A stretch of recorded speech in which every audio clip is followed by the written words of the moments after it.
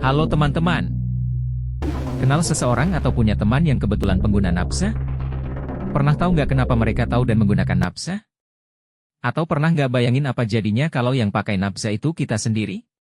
Yuk kita simak penjelasan tentang nafsa berikut ini. Di era modern yang semakin rumit, remaja menjadi salah satu kelompok yang paling mudah terpengaruh terhadap penyalahgunaan narkoba. Meningkatnya prevalensi penyalahgunaan narkoba pada remaja dapat berdampak negatif bagi generasi bangsa. Badan Narkotika Nasional menyatakan kasus pengguna narkotika yang berstatus sebagai pemakai sebanyak 82,4% anak, 47,1% menjadi pengedar, dan menjadi pengantar sekitar 31,4%. Minimnya pemahaman ialah pemicu kejadian penyimpangan nafsa sebab anak muda memiliki pemahaman yang tidak luas dan tidak pas serta akurat akan ancaman nafsa. Oleh karena itu melalui video ini kami berharap dapat berkontribusi dalam menciptakan lingkungan yang mendukung bagi kesehatan dalam peningkatan pencegahan penyalahgunaan nafsa pada remaja. Mari kita simak penjelasan berikut ini. Apa sebenarnya nafsa itu? Nafsa adalah singkatan dari narkotika, psikotropika, dan zat adiktif lainnya.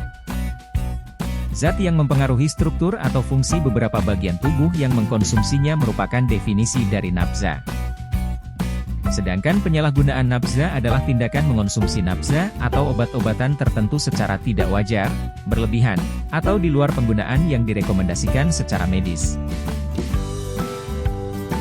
Lantas, apa saja sih jenis-jenis untuk nafsa? Pertama, narkotika. Narkotika adalah zat yang biasanya digunakan untuk mengurangi rasa sakit dan menenangkan sistem syaraf. Contoh dari narkotika yaitu golongan 1 yang terdiri dari opium, kokain, dan ganja. Golongan 2 ialah morfin, petidin, dan fentanyl. Serta yang terakhir, golongan 3 yaitu kodein dan buprenorfin. Sayangnya, jika disalahgunakan, zat ini bisa menurunkan kesadaran dan menimbulkan ketergantungan berat. Lalu jenis psikotropika. Ini adalah zat yang memengaruhi kondisi mental seseorang, seperti kesadaran, emosi, dan perilaku. Contoh, golongan 1 yaitu deskloroketamin, flualprazolam. Golongan 2 yaitu metilfenidat, diclazepam. Golongan 3 flunitrazepam, pentobarbital. Golongan 4 yaitu alprazolam, diazepam, dan clobazam.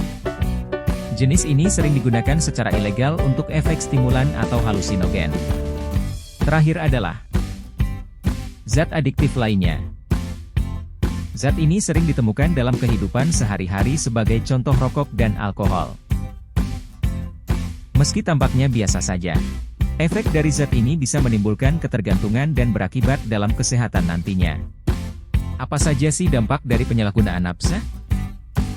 Ada dampak kognitif seperti perhatian menurun, berpikir tidak realistis, sulit berkonsentrasi, tidak dapat menyelesaikan masalah, dan gangguan berpikir.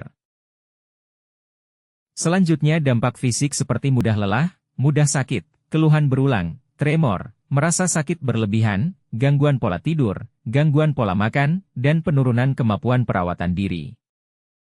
Dampak emosional seperti perubahan mood secara mendadak, sulit mengontrol perilaku, ketakutan dan depresi tanpa sebab, perilaku tidak bertanggung jawab, dan berpikiran negatif. Dampak sosial meliputi menarik diri dan tertutup dari keluarga dan lingkungan, menurunnya ketertarikan dan keterlibatan aktivitas pribadi dan keluarga, menurunnya minat sekolah atau kerja, tidak disiplin, dan sering berkumpul dengan peer negatif. Katakan tidak pada nafsa.